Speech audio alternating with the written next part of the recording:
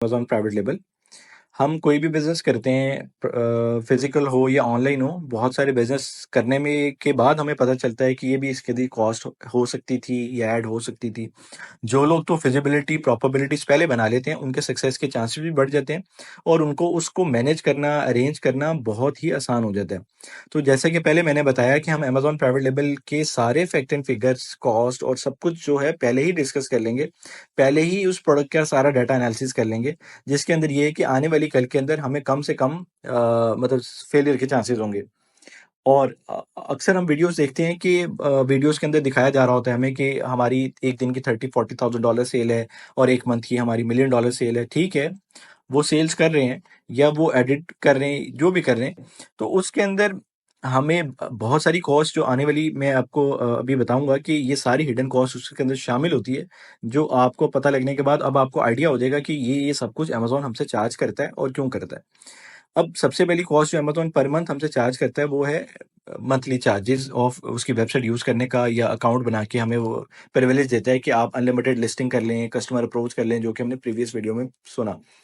अब अब हम कोई भी प्रोडक्ट जब सिलेक्ट करते हैं, चाहे वो लंच बॉक्स है या स्टेशनरी की कोई भी आइटम है, तो अमेज़न ने फुलफिलमेंट कॉस्ट का एक पूरा स्ट्रक्चर हम अपनी वेबसाइट के ऊपर दिया हुआ है कि अगर आपकी प्रोडक्ट 300 ग्राम है या 3 केजी है, तो उसके ऊपर क्या कॉस्ट आएगी, या 4 केजी है, उसके ऊपर क्या कॉस्ट आएगी, या प्रोडक्ट की लेंथ अगर आपकी डायमेंशन 15 इंच है, तो क्या कॉस्ट आएगी। हर चीज़ का डायमेंशन का फुलफिलमेंट कॉस्ट के अंदर अमेज़न ने हमें शेयर किया हुआ है कि आप अपनी प्रोडक्ट चूज़ करने से पहले यहाँ पे एवरेज कॉस्ट आप चेक कर लें।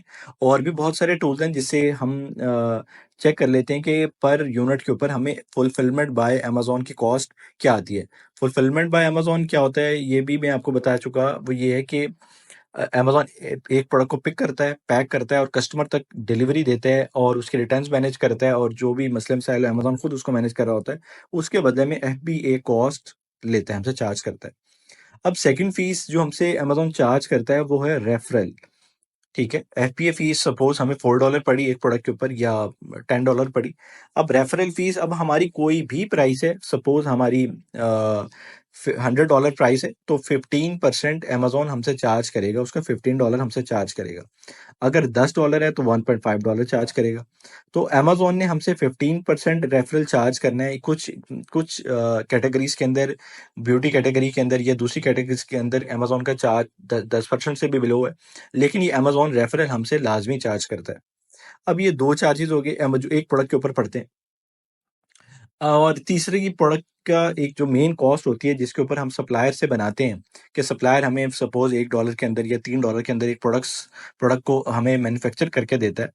तो एक वो कॉस्ट पड़ती है, ठीक है? अब उस प्रोडक्ट को हमें बेहतर बनाने के लिए, सपोज़ एक स्टेशनरी की आइटम है, हम उसको एक प्लास्टिक के बैग के अंदर दे रहे हैं। दूसरी चीज़ ये है कि हम उसको एक एक अच्छे बैग के अंदर हम दे रहे हैं, जो कि खूबसूरत है, प्रिंटिंग हुई हुई है और सब कुछ हुआ हुआ है, उसकी अच्छी ब्रांडिंग हमने की हुई है, पैकेजिंग की हुई है, तो उसके अंदर दे रहे हैं।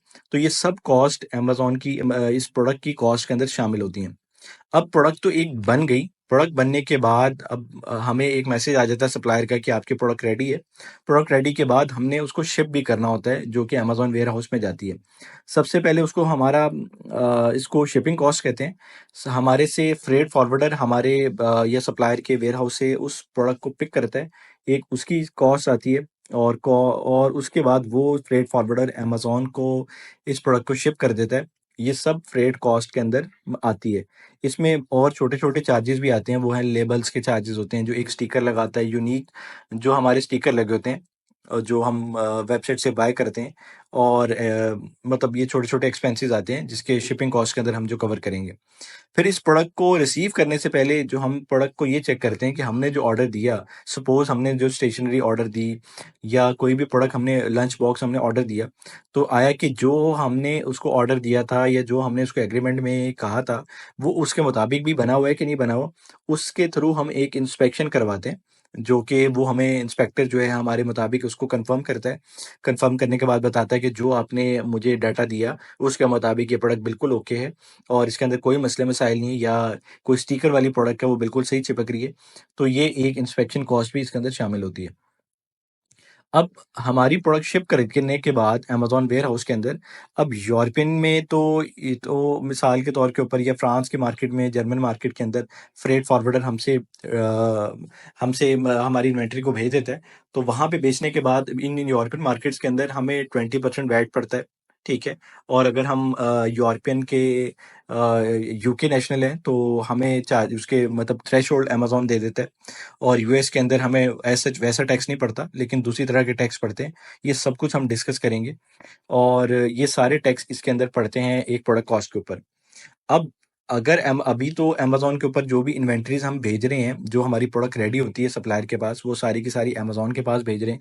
लेकिन अगर अमेज़न हमें अलाउ नहीं कर रहा होता हमारी प्रोडक्ट को, अगर हमारी इन्वेंटरी ज़्यादा है या हमारी सेल्स ऐसे इतनी नहीं है, तो हम क्या करते हैं कि हम वो किसी न किसी वेयरहाउस के अंदर उस स्पेसिफिक कंट्री के अंदर भेज देते हैं उस प्रोडक्ट को, ठीक है?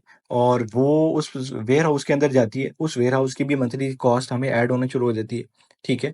और उसकी स्टोरेज फीस हमें पड़ना शुरू हो जाती है, जो कि वेयरहाउसिंग एंड स्टोरेज फीस के अंदर आता है। और जब ये अमेज़न के पास हमारा सामान पहुँच जाता है, सामान पहुँचने के बाद अमेज़न उसको लाइव करता है। लाइव करने के बाद अब अमेज़न के जितने भी सारे कस्टमर्स हैं, उन तक हमने खुद अप्रोच करना होता है, और वो एडवर्टाइज़मेंट के थ्रू हमें अप्रोच करते हैं। वहाँ पे हम पे पर क्लिक यानी प्रमोशंस लगाते हैं। प्रमोशंस के थ्रू अमेज़न हमारी एड्स को सारे कस्टमर्स तक दिखाता है।